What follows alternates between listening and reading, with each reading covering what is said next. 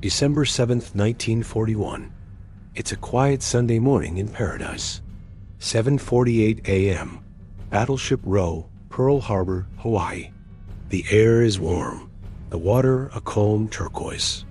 Then, a silver dagger slices through the water, the first Japanese torpedo. It slams into the hull of the USS Oklahoma, and the world explodes. The thunderous roar shakes the island. Alarms scream across the harbor as sailors, startled from their sleep, scramble onto decks slick with morning dew. But the air is no longer fresh. It's choked with the acrid smell of burnt cordite. The deck of the Oklahoma shudders violently as more torpedoes find their mark. Boom, boom, boom. Each impact sends geysers of fire, water, and twisted steel into the clear blue sky. From high above, Lieutenant Commander Mitsuo Fuchida looks down from his dive bomber. He leads the first wave of 183 aircraft, a swarm of deadly hornets launched from the Imperial Japanese Navy's carriers. Banking through the growing puffs of anti-aircraft fire, he sends the coded message back to his fleet. Tora, Tora, Tora. Complete surprise has been achieved. Below him, chaos reigns. Black smoke billows from the USS Arizona. A bomb has found her forward magazine. Japanese Zero fighters strafe the airfields, their machine guns shredding the rows of parked American planes, turning P-40 Warhawks into sieves of burning metal. Kate torpedo bombers fly impossibly low, skimming the surface of the harbor before releasing their deadly payloads.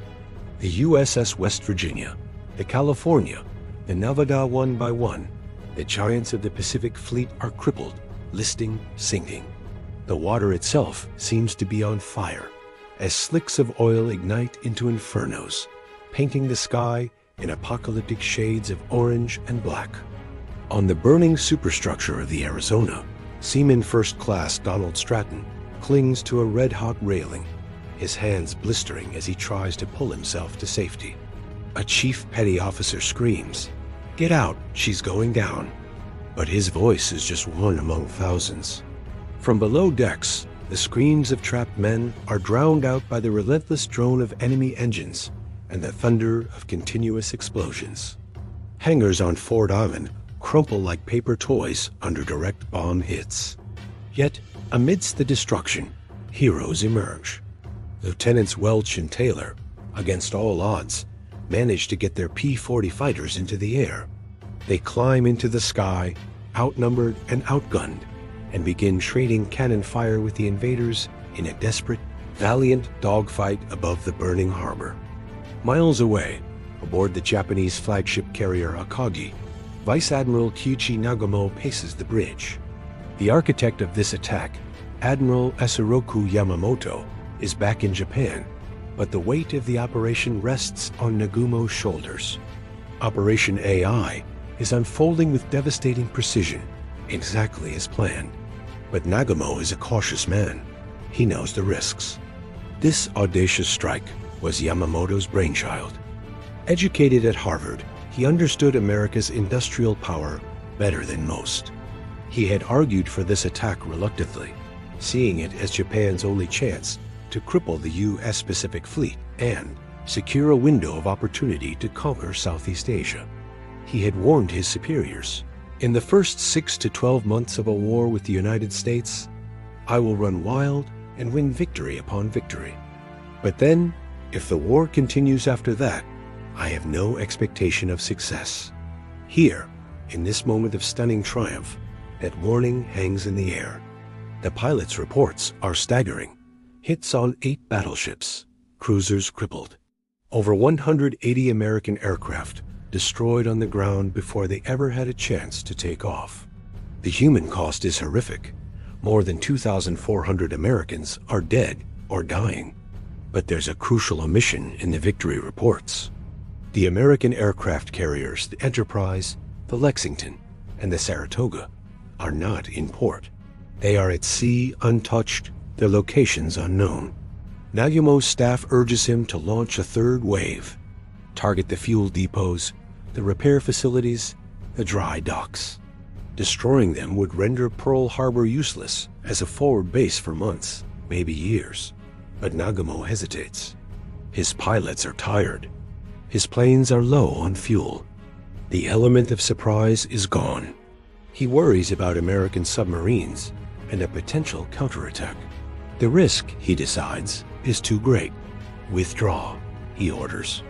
The Japanese fleet turns north, disappearing back into the vastness of the Pacific. In Washington, D.C., the news reaches the White House. President Franklin D. Roosevelt's jaw tightens. The next day, he will stand before Congress and a stunned nation. His voice, steady but laced with cold resolve, will deliver one of history's most famous lines. Yesterday, December 7th, 1941, a date which will live in infamy. Across America, radios crackle with the news. Families huddle in their living rooms, in shock and disbelief. The era of isolation is over, shattered in a single morning. Back in Japan, Admiral Yamamoto receives the reports. The attack was a tactical masterpiece, a brilliant success, but it was incomplete. The carriers had escaped. The shore facilities were intact. He stares at the maps in his cabin, the wake of his own prophecy pressing down on him. He knew America. He had studied its people, visited its sprawling factories, felt its immense, latent power. "I fear all we have done," he murmurs to an aide, "is to awaken a sleeping giant and fill him with a terrible resolve." Has he? In the immediate aftermath, the giant stirs. Recruitment offices are flooded with volunteers, young men from every corner of the country eager to fight. War bonds sell out in record time. The vast industrial machinery of America, from the auto plants of Detroit to the steel mills of Pittsburgh, begins to retool, shifting from making cars and refrigerators to making tanks, planes, and ships on a scale the world has never seen. But Yamamoto's plan still holds a sliver of hope. He has his 6 months. In the weeks that follow Pearl Harbor, his prediction of running wild comes true. The Philippines fall. Wake Island is overrun. The seemingly invincible British fortress of Singapore surrenders. Japanese forces sweep across the Pacific, and victory follows victory. It seems for a moment that the gamble might pay off, but a deep, unsettling chill remains. What if this awakened giant doesn't just stir? What if it roars? The attack on Pearl Harbor was meant to buy Japan time. Instead, it may have just sealed its fate. As the sun sets over the smoldering ruins of Pearl Harbor, salvage crews begin the grim work of pulling bodies from the oily water. The smoke begins to clear, but it is replaced by something far more powerful: the burning, unyielding fury of a nation united. Yamamoto's prophecy of a sleeping giant was correct, but the story of its terrible resolve was only just beginning to unfold. Thanks for watching. If you found this story compelling, please consider liking this video and subscribing for more deep dives into the pivotal moments that shaped our world.